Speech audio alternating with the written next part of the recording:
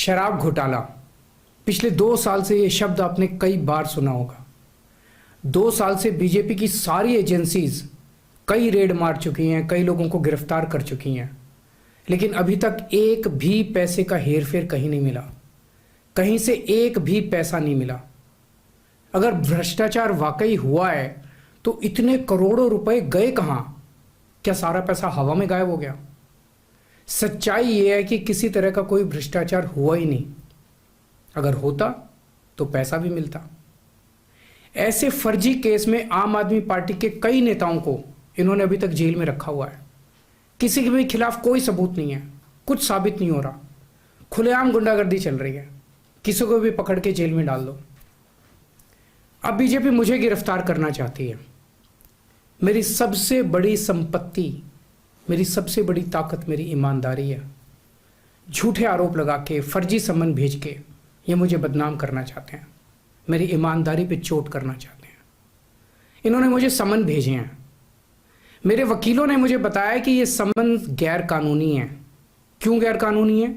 ये मैंने इनको विस्तार से लिख के भेजा है। मैंने बताया है कि उनके सम्मन कैसे गैर कानूनी है, लेकिन उन्होंने मेरी एक भी बात का जवाब नहीं दिया। इसका मतलब उनके पास मेरी बातों का जवाब नहीं है। इसका मतलब वे भी मानते हैं कि उनका नोटिस गैर कानूनी है। क्या मुझे एक गैर कानूनी सम्मन का पालन करना चाहिए? अगर कानूनी रूप से सही सम्मन आएगा तो मैं पूरा सहयोग करूंगा। बीजेपी का मकसद जांच करना तो है ही नहीं। इनका मकसद तो लोकसभा चुनाव में मुझे प्रचार करने से रोकना है। ठीक लोकसभा चुनाव के पहले इन्होंने मुझे सम्मन भेजा है। क्यों? इस जांच को चलते 2 साल हो गए। अभी ठीक लोकसभा चुनाव के पहले मुझे क्यों बुलाया जा रहा है? पहले क्यों नहीं बुलाया? सीबीआई ने मेरे को 8 महीने पहले बुलाया था। मैं सीबीआई में गया था, उनके सारे जवाब भी दिए थे। लेकिन अब ये लोग ठीक लोकसभा चुनाव के 2 महीने पहले मुझे बुला रहे हैं। तो बीजेपी का मकसद कोई पूछताछ करना थोड़ी है। इनका मकसद है पूछताछ के बहाने केजरीवाल को बुला लो और उसे गिरफ्तार कर लो, ताकि मैं लोकसभा चुनाव में प्रचार ना कर पाऊं। आज बीजेपी भ्रष्टाचारियों को नहीं पकड़ रही, बल्कि खुलेआम ईडी और सीबीआई का इस्तेमाल करके दूसरी पार्टियों के नेताओं को तोड़ के बीजेपी में शामिल करवाने का काम किया जा रहा है। एक नहीं, 2 नहीं, कितने उदाहरण हैं जहां किसी पार्टी के नेता के खिलाफ ईडी सीबीआई के मामले चल रहे थे या उन पे गंभीर आरोप लगे हुए थे। जैसे ही वो नेता बीजेपी में शामिल हुए, उनके सारे पुराने मामले बंद कर दिए गए या ठंडे बस्ते में डाल दिए गए।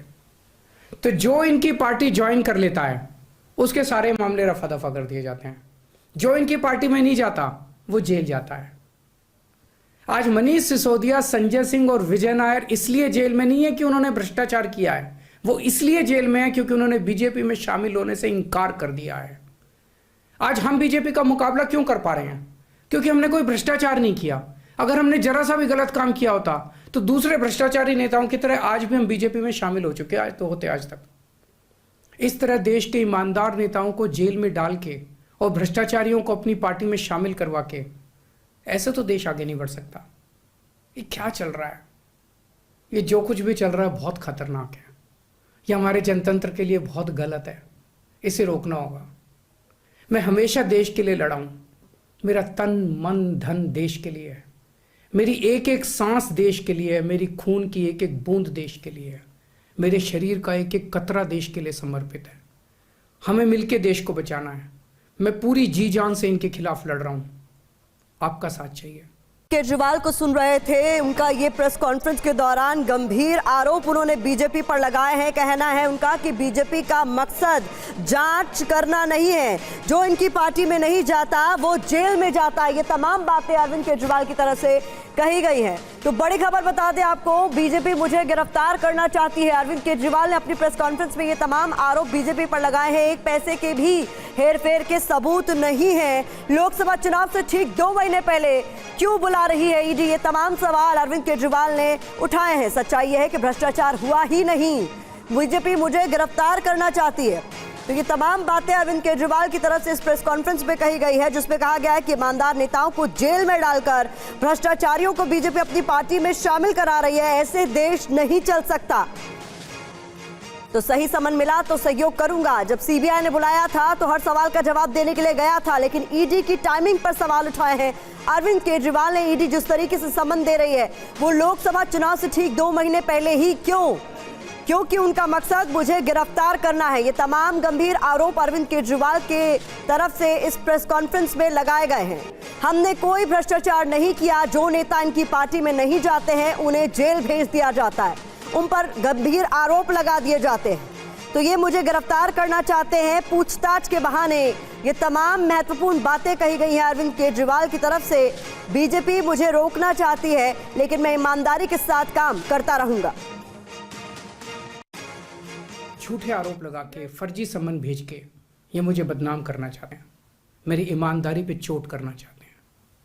इन्होंने मुझे समन भेजे हैं। मेरे वकीलों ने मुझे बताया कि ये समन गैर कानूनी है। क्यों गैर कानूनी है? ये मैंने इनको विस्तार से लिख के भेजा है। मैंने बताया है कि उनके समन कैसे गैर कानूनी है, लेकिन उन्होंने मेरी एक भी बात का जवाब नहीं दिया। इसका मतलब उनके पास मेरी बातों का जवाब नहीं है। इसका मतलब वे भी मानते हैं कि उनका नोटिस गैर कानूनी है। क्या मुझे एक गैर कानूनी समन का पालन करना चाहिए? अगर कानूनी रूप से सही समन आएगा तो मैं पूरा सहयोग करूंगा। बीजेपी का मकसद जांच करना तो है ही नहीं। इनका मकसद तो लोकसभा चुनाव में मुझे प्रचार करने से रोकना है। ठीक लोकसभा चुनाव के पहले इन्होंने मुझे समन भेजा है। क्यों? इस जांच को चलते 2 साल हो गए। अभी ठीक लोकसभा चुनाव के पहले मुझे क्यों बुलाया जा रहा है? पहले क्यों नहीं बुलाया? सीबीआई ने मेरे को 8 महीने पहले बुलाया था। मैं सीबीआई में गया था, उनके सारे जवाब भी दिए थे। लेकिन अब ये लोग ठीक लोकसभा चुनाव के 2 महीने पहले मुझे बुला रहे हैं। तो बीजेपी का मकसद कोई पूछताछ करना थोड़ी है।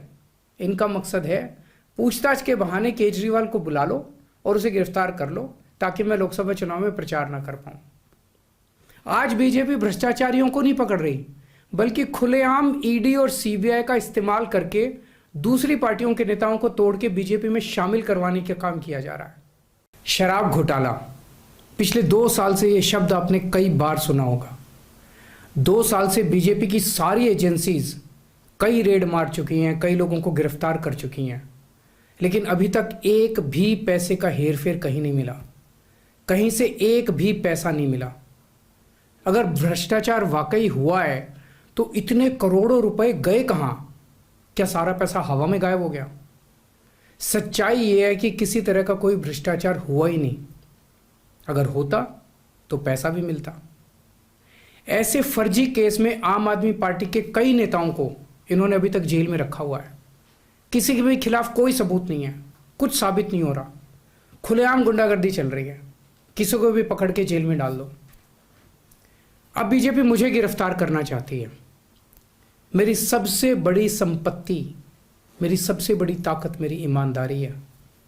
झूठे आरोप लगा के, फर्जी समन भेज के ये मुझे बदनाम करना चाहते हैं, मेरी ईमानदारी पे चोट करना चाहते हैं। इन्होंने मुझे समन भेजे हैं। मेरे वकीलों ने मुझे बताया कि ये समन गैर कानूनी है। क्यों गैर कानूनी है? ये मैंने इनको विस्तार से लिख के भेजा है। मैंने बताया है कि उनके समन कैसे गैर कानूनी है, लेकिन उन्होंने मेरी एक भी बात का जवाब नहीं दिया। इसका मतलब उनके पास मेरी बातों का जवाब नहीं है। इसका मतलब वे भी मानते हैं कि उनका नोटिस गैर कानूनी है। क्या मुझे एक गैर कानूनी समन का पालन करना चाहिए? अगर कानूनी रूप से सही समन आएगा तो मैं पूरा सहयोग करूंगा। बीजेपी का मकसद जांच करना तो है ही नहीं। इनका मकसद तो लोकसभा चुनाव में मुझे प्रचार करने से रोकना है। ठीक लोकसभा चुनाव के पहले इन्होंने मुझे समन भेजा है। क्यों? इस जांच को चलते 2 साल हो गए। अभी ठीक लोकसभा चुनाव के पहले मुझे क्यों बुलाया जा रहा है? पहले क्यों नहीं बुलाया? सीबीआई ने मेरे को 8 महीने पहले बुलाया था। मैं सीबीआई में गया था, उनके सारे जवाब भी दिए थे। लेकिन अब ये लोग ठीक लोकसभा चुनाव के 2 महीने पहले मुझे बुला रहे हैं। तो बीजेपी का मकसद कोई पूछताछ करना थोड़ी है। इनका मकसद है पूछताछ के बहाने केजरीवाल को बुला लो और उसे गिरफ्तार कर लो, ताकि मैं लोकसभा चुनाव में प्रचार ना कर पाऊं।